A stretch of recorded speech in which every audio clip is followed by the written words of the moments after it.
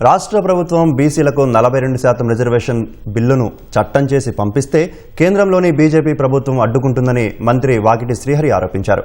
బీసీలకు చట్టసభల్లో రిజర్వేషన్ల సాధన కోసం ఉస్మానియా యూనివర్సిటీ ఆర్ట్స్ కళాశాల వద్ద చేపట్టిన ధర్మ దీక్షలో ప్రభుత్వ విప్ బీర్ల ఐలయ్యతో కలిసి పాల్గొన్నారు.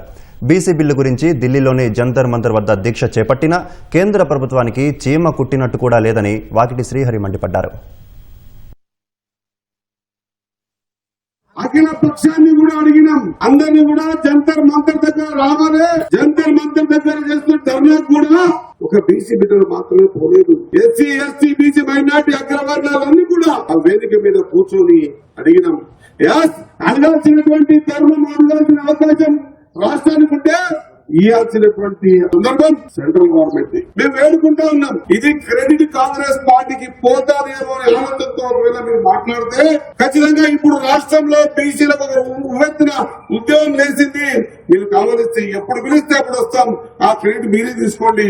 కానీ ఆలోచన చేయండి, ఈ రోజు క్రెడిట్ మీద మాద ఇంకొకరిదా లేదా బీసీ బిడ్డగా కాదు. ఈ రాష్ట్రంలో ఇప్పటికే వెనుకబడ్డ జాతులు ముందుకు పోవాలంటే విద్యా ఉద్యోగాల్లో ఆర్థికంతో పాటు రాజకీయంగా కూడా ఎదగాల్సిన అవసరం ఉంది.